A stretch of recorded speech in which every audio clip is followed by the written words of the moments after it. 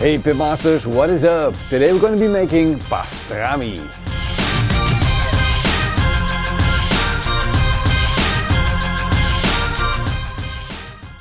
I'm making this for you, Marcel, because you went to New York and you went to Acces especially for this recipe for pastrami. But when you got there, what happened?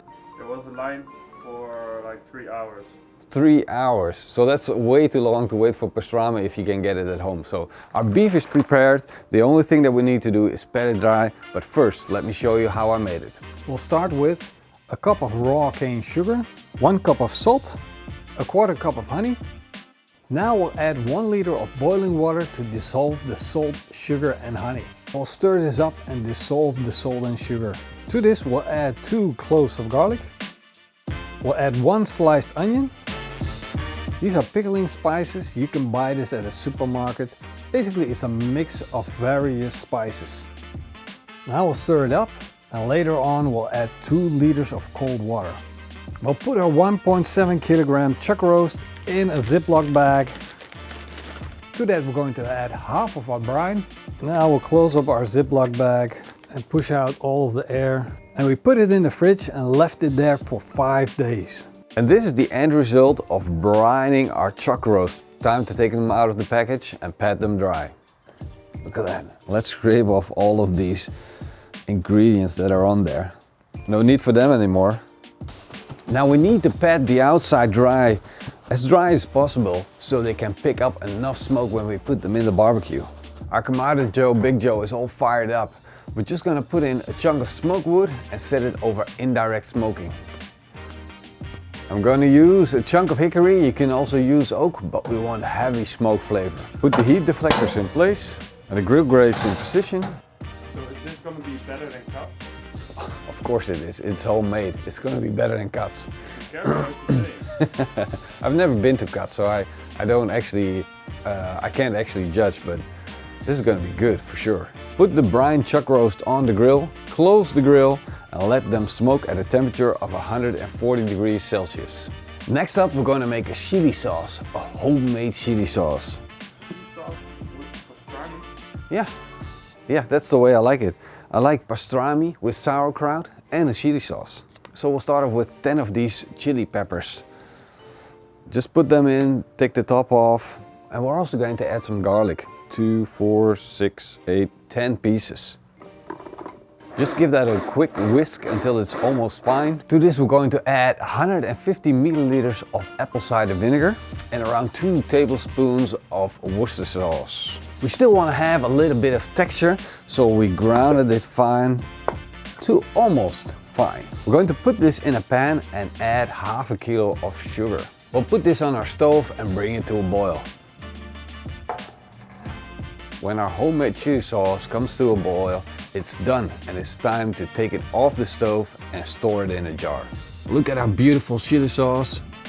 Close the lid and set it aside. I forgot to put rub on our chuck roast, on our pastrami. We have to drink coffee first. Yeah. Let's do it now. Let's take it off the grill, put the rub on, fix the problem and keep going. We'll start off with some black peppercorns, crush them fine. To this we're going to add equal amounts of ground coriander seed, mustard seed, paprika powder and onion powder. We'll mix that up, taste it real quick. Good. Of course we don't need salt because we already brined our chuck roast. To help the rub stick we'll put on a little bit of olive oil, rub that in, and now we'll put our rub on. Is there going to be a big difference? The smoke is going to be a little bit better on the meat because it was exposed naked first, then we put the rub on, so yeah, a little bit of difference, but in a good way. Let's put it back on the grill. There we go. I will let this finish smoking. This is the moment that I hate so much. It's like the most horrific moment of cooking. Your meat is done, you're gonna take it off the grill, and then you gotta let it rest. And I gotta be careful because they might fall apart on me. Hot, hot. Ooh. This is gonna be some tasty pastrami. Look at that bark. It's really juicy. When you stick your finger in there, all of the juices start running out. You just want to put a little bit of aluminum foil on top and let it rest for at least 20 minutes. So I'm always looking for things to do while we wait for meat to rest. And one of the things is making condiments, making extra. Today we're making sauerkraut to go with it. Damn geese. Look at them, look at how many there are. If this knife was any longer, cut them right out of the sky. So basically this is ordinary sauerkraut. It's ready to go.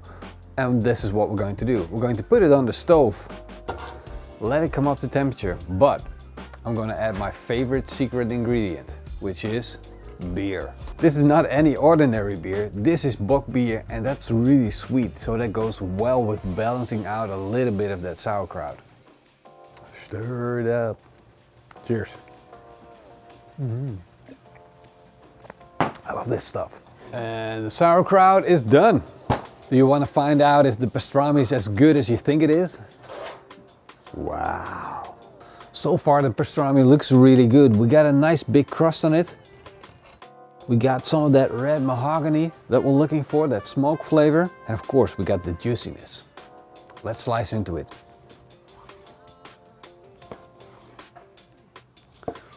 We want to slice it really thin. Look at that, it's falling apart. That's how tender this pastrami is. Look at that smoke ring, absolutely gorgeous. This is so juicy and so tender. I will start off with a more traditional sandwich, the pastrami sandwich with just 2 slices of white bread. Now I'll put some pastrami on. That's a big pile of pastrami, and that's how it should be. A lot of pastrami. Look at that, a traditional pastrami sandwich. Does that look good or what? Let's cut this open.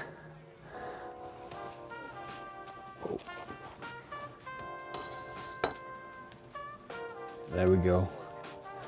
1, 2, 3. Wow.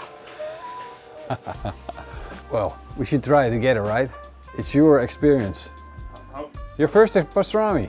How can I film this with eating? I don't know. I don't know. Solve the problem.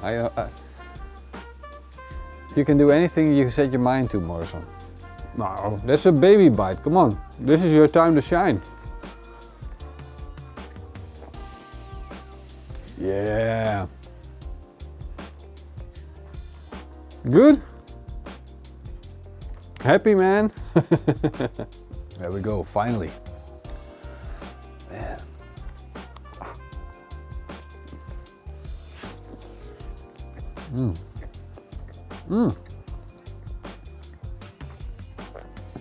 That's a good pastrami. This is really good. And the coriander, that's the typical pastrami flavor. I just like a little bit of sauerkraut on it. And a bit of our homemade chili sauce. Now we're going from a really good pastrami sandwich to a super delicious pastrami sandwich. There we go.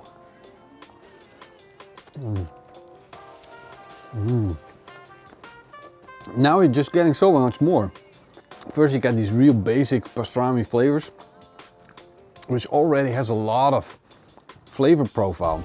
But then the sweet heat and the sourness.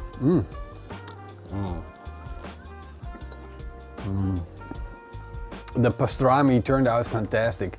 It cooked a little bit further than I wanted to, so it looks a little bit dry, but once you bite into it, it's juicy and it's tender. And the fat from the beef, the chuck roast, man, that's really, really good. Those pastrami flavors are really strong. It tastes fantastic. Now with this recipe, there's no need to travel to New York and try the Katz Deli version. You got your own version and it tastes really, really good.